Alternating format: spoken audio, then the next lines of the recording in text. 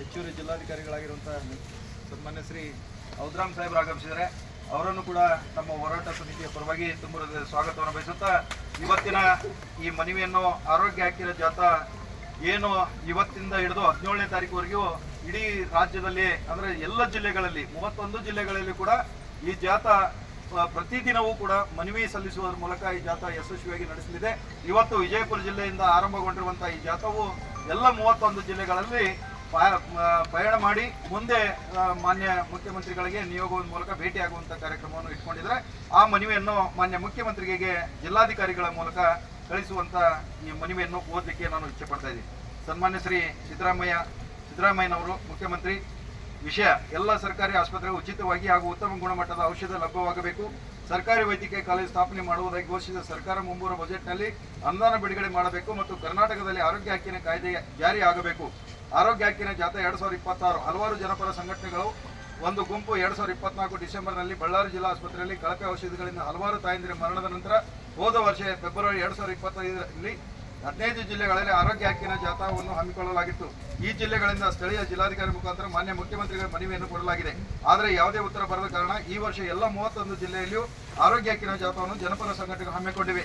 ಆರೋಗ್ಯ ಹಕ್ಕಿನ ಜಾಥಾ ಈ ಕೆಳಕಂಡ 4 ಮುಖ್ಯ ಬೇಡಿಕೆಗಳನ್ನು ಇಡುತ್ತಿದೆ. ಒಂದು, ಸರ್ಕಾರಿ ವೈದ್ಯಕೀಯ ಕಾಲೇಜು ಸ್ಥಾಪನೆ ಮಾಡುವುದಾಗಿ ಘೋಷಿಸಿದ ಸರ್ಕಾರ ಮುಂಬರುವ ಬಜೆಟ್ನಲ್ಲಿ ಅನುದಾನ ಬಿಡುಗಡೆ ಮಾಡಬೇಕು.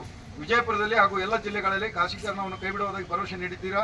ಇದನ್ನು ನಾವು ಸ್ವಾಗತ ಮಾಡುತ್ತೇವೆ. ಮುಂಬರುವ ಬಜೆಟ್ನಲ್ಲಿ ಅನುದಾನ ಬಿಡುಗಡೆ ಮಾಡಲು ಒತ್ತಾಯಿಸುತ್ತೇವೆ ಹಾಗೂ ಶಂಕುಸ್ಥಾಪನೆ ಆದಷ್ಟು ಬೇಗ ಮಾಡಬೇಕೆಂದು ಒತ್ತಾಯಿಸುತ್ತೇವೆ. 2, ಸರ್ಕಾರಿ ಆಸ್ಪತ್ರೆಗಳಲ್ಲಿ ಉಚಿತ ಹಾಗೂ ಗುಣಮಟ್ಟದ ಔಷಧವನ್ನು ಲಭ್ಯವಿರಬೇಕು. ಪ್ರತಿ ಸಲವೂ ಚಿಕಿತ್ಸೆ ಖರ್ಚಿನಲ್ಲಿ 60% 70% ಖರ್ಚು ಔಷಧಗಳ ಮೇಲೆ ಇರುತ್ತದೆ. ಈ ಕಾರಣಕ್ಕಾಗಿ ಸರ್ಕಾರಿ ಆಸ್ಪತ್ರೆಗಳಿಗೆ ಉಚಿತ ಔಷಧ ಸಿಗಬೇಕೆನ್ನುವುದು ನಮ್ಮ ಮೊದಲನೇ ಬೇಡಿಕೆಯಾಗಿದೆ. ಎಲ್ಲ ಸರ್ಕಾರಿ ವ್ಯವಸ್ಥೆಗಳಲ್ಲಿ ಪ್ರತಿಯೊಬ್ಬರಿಗೂ ಔಷಧಿಗಳು ಉಚಿತವಾಗಿ ಲಭ್ಯವಾಗಿರಬೇಕು. ಸರ್ಕಾರಿ ಆಸ್ಪತ್ರೆ ವೈದ್ಯರು ಯಾವುದೇ ಕಾರಣಕ್ಕೂ ಔಷಧಗಳನ್ನು ಹೊರಗಡೆ ಖರೀದಿಸಲು ಚೀಟಿಯನ್ನು ಬರೆದುಕೊಡಬಾರದು. ಸರ್ಕಾರಿ ಆಸ್ಪತ್ರೆಗಳು ಸಿಗುವ ಔಷಧಗಳ ಗುಣಮಟ್ಟ ಮತ್ತು ಉತ್ತಮವಾಗಿರಬೇಕು ಎನ್ನುವ ಜವಾಬ್ದಾರಿಯನ್ನು ಸರ್ಕಾರ ವಹಿಸಬೇಕು. ತಮಿಳುನಾಡು, ಕೇರಳ ಹಾಗೂ ರಾಜಸ್ಥಾನಗಳು ಈಗಾಗಲೇ ಜನರಿಗೆ ಉಚಿತ ಔಷಧಗಳು ಸಿಗುವಂತೆ ಮಾಡಿವೆ. ತಮಿಳುನಾಡು ಮಾದರಿಯಲ್ಲೇ ನಮ್ಮ ಕರ್ನಾಟಕದಲ್ಲೂ ಕರ್ನಾಟಕ ರಾಜ್ಯ ವೈದ್ಯಕೀಯ ಸರಬರಾಜು ನಿಗಮ ಇವನ್ನು 2013ರಲ್ಲಿಯೇ ಆರಂಭಿಸಲಾಗಿದೆ. ಆದರೆ ಇದು ಪರಿಣಾಮಕಾರಿಯಾಗಿ ಕೆಲಸ ಮಾಡುತ್ತಿಲ್ಲ.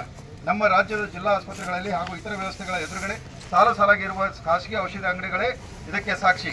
ಸಾರ್ವತ್ರಿಕ ಆರೋಗ್ಯ ಆಂದೋಲನ ಕರ್ನಾಟಕ ಸಂಘಟನೆಯು 12 ಜಿಲ್ಲೆಗಳ ಸಮೀಕ್ಷೆಯಲ್ಲಿ ನಡೆಸಿದಾಗ 568 ರೋಗಿಗಳು ಔಷಧಕ್ಕಾಗಿ 4,05,140 ರೂಪಾಯಿ ಖರ್ಚು ಮಾಡಿದ್ದು ಕಂಡುಬಂದಿದೆ. 3ನೇ ಪಾಯಿಂಟ್, ಕರ್ನಾಟಕದ ಆರೋಗ್ಯ ಹಕ್ಕಿನ ಕಾಯ್ದೆಯನ್ನು ಜಾರಿಗೆ ತರಬೇಕು. ನಮ್ಮ ದೇಶದ ರಾಜಸ್ಥಾನ ರಾಜ್ಯ ಮತ್ತು ಇದನ್ನು ಜಾರಿಗೆ ತಂದಿದೆ. ನೇಪಾಳ ಹಾಗೂ ಥೈಲ್ಯಾಂಡ್ ಮುಂತಾದ ನಮ್ಮ ಸುತ್ತಲಿನ ದೇಶಗಳ ಚಿಕಿತ್ಸೆ ಸಂಪೂರ್ಣ ಉಚಿತ ಸಿಗುತ್ತದೆ. 73 ದೇಶಗಳಲ್ಲಿ ವೈದ್ಯಕೀಯ ಸೇವೆಗಳ ಹಕ್ಕು ಜಾರಿಯಲ್ಲಿದೆ.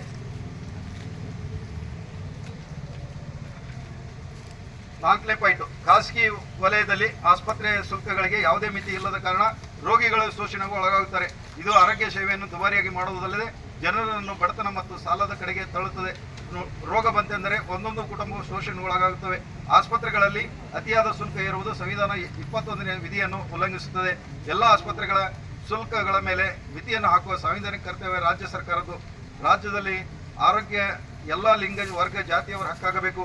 ಬಡವರಿಗೆ, ಎಲ್ಲ ಕಾರ್ಮಿಕರು, ದಲಿತ ಸಮುದಾಯಗಳಿಗೆ, ಆದಿವಾಸಿ ಸಮುದಾಯ, ಸ್ಲಂ ನಿವಾಸಿಗಳಿಗೆ, ಲಿಂಗೋತ್ವ ಮತ್ತು ಲೈಂಗಿಕ ಅಲ್ಪಸಂಖ್ಯಾತರಿಗೆ ಹಾಗೂ ಇತರೆ ಶೋಷಿತ ಸಮುದಾಯಗಳಿಗೆ ಈ ಒಂದು ಆರೋಗ್ಯ ಭಾಗ್ಯ ದೊರೆಯಲೇಬೇಕಂತೇಳಿ ಇವತ್ತು ಮನವಿ ನಮ್ಮ ಜಿಲ್ಲಾಧಿಕಾರಿಗಳ ಮೂಲಕ ಮಾನ್ಯ ಮುಖ್ಯಮಂತ್ರಿಗಳಿಗೆ ನೀಡ್ತಾ ಇದ್ದೀವಿ. ಈ ಮನವಿಯನ್ನು ಮಾನ್ಯ ADC ಸಾಹೇಬರು ಸ್ವೀಕರಿಸಬೇಕಂತೇಳಿ ನಾನು ವಿನಂತಿಸ್ಕೊಳ್ತೇನೆ.